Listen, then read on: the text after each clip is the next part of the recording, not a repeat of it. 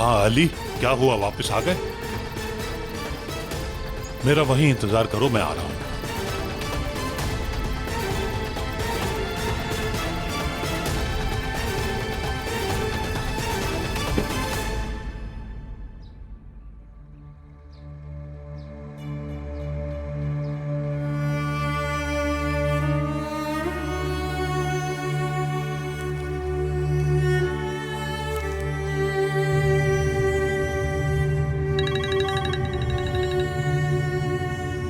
रियान?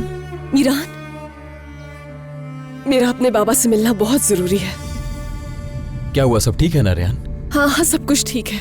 मैं तुम्हें बाद में बताऊंगी, लेकिन अभी मुझे मिलना है। अच्छा ठीक है रियान, लेकिन मेरी एक शर्त है, असलान बे होटल में मिलोगी, ठीक है? ठीक है मीरान, ठीक है।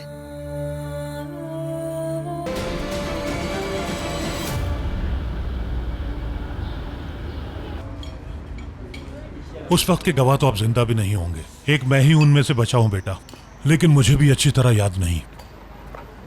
सब कुछ धुंधला सा गया है। अजीजा खानम ने आज मुझे एक बात बताई है बाबा।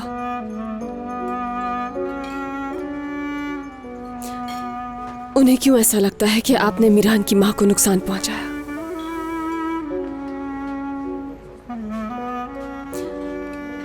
क्यों आप पर यह इल्जाम लगा है?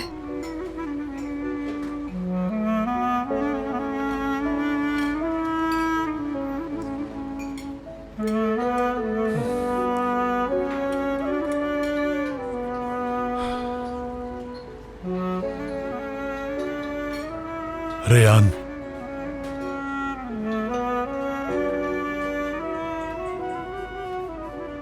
मैं दिलशा से बहुत मोहब्बत करता था, बेहद मोहब्बत। मैंने कभी भी उसके लिए बुरा नहीं सोचा। इंसान भला जिससे मोहब्बत करता हो उसको कुछ कर सकता है? मीरान की दादी ने तुम्हें जो कुछ भी बताया वो बिल्कुल गलत है। वो झूठ बोल रही है। मेरी मोहब्बत एक तरफा नहीं थी, मेरा यकीन करो बेटा, अल्लाह गवाह है। दिलशा भी मुझसे प्यार करती थी। बाबा, लेकिन बेटा, उस वक्त तक मैं तुम्हारी मां से नहीं मिला था, मेरा यकीन करो। मिदियात एक छोटा शहर है। हम दोनों छुपकर एक दूसरे से प्यार करते थे। हमारी शादी भी होने वाली थी। फिर मैं आर्मी की ट्रेनिंग पर चला गया। जब मैं 1 साल बाद आया तो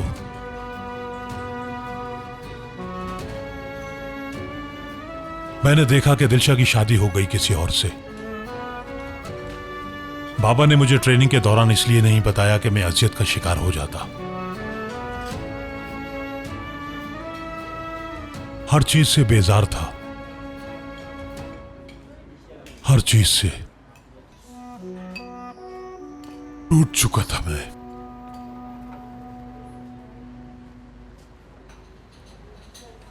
लेकिन फिर मुझे मालूम हुआ कि वो लोग उसे अजियत देते हैं। मैं बर्दाश्त नहीं कर पाया। मैं बस किसी तरह चाहता था कि बचा लूं उसे अजियत से। उसे और उसके बेटे को एक अच्छी जिंदगी देना चाहता था मैं बस। मीरान, मीरान, सर तुम नहीं जानते, ये लोग हमें मार देंगे। मेरा बेटा उधर ही है, बचा लो उसे। मुझ पर भरोसा रखो, मैं कुछ भी नहीं होने दूंगा दिलशा। बिल्कुल परेशान मत हो, मैं हूं ना तुम लोगों के पास। डरने की जरूरत नहीं, कुछ भी नहीं होगा। असलान बे दिलशा के पीछे पड़ गए थे।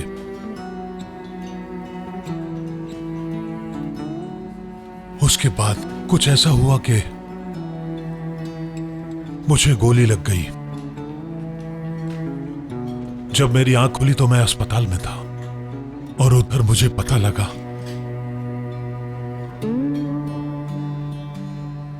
कि दिलशा को कब का दफन कर दिया गया है।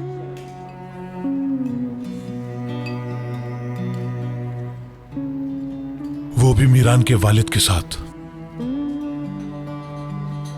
मुझे कुछ भी नहीं याद कि उस रात क्या हुआ था।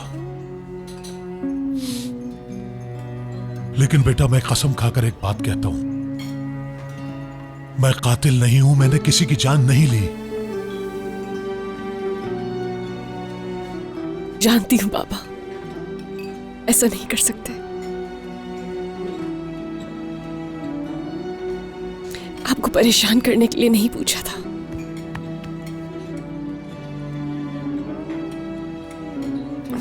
ये अंगूठी जब मीरान की अम्मी की डेथ हुई थी तो उनकी उंगली में थी।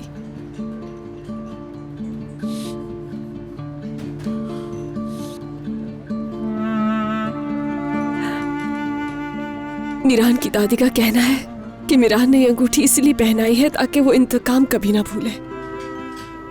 रेयान बेटा, ये अंगूठी जो तुमने पहनी है ये मैंने दी थी, मैंने। आपने पहनाई थी? हमने आपस में एंगेजमेंट कर ली थी। पता है, उस वक्त एक बहुत मशहूर सुनार था, कबरील नाम था। क्या बताऊं, इस अंगूठी का ऑर्डर मैंने ही दिया था।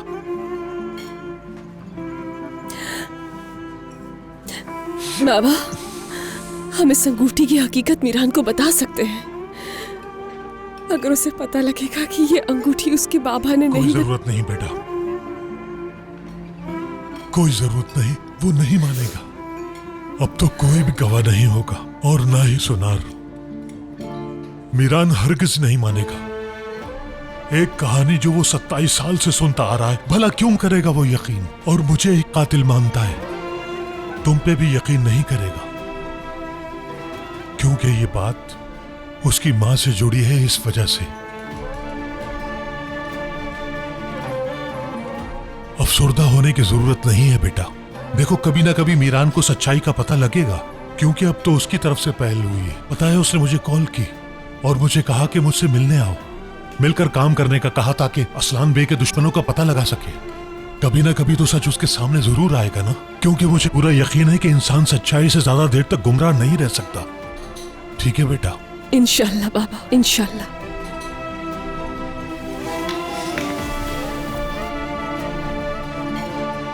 इंशाल्लाह।